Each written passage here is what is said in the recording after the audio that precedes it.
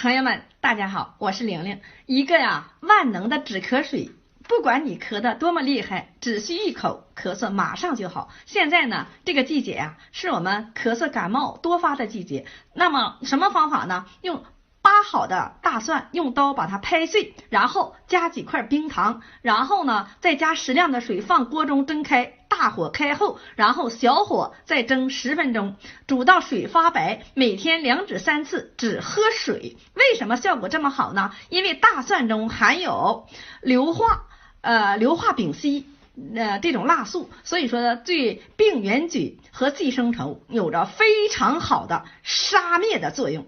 所以说大蒜可以预防感冒，冰糖呢可以化痰止咳润肺的作用。因此就这个小妙招，止咳的效果是相当棒了。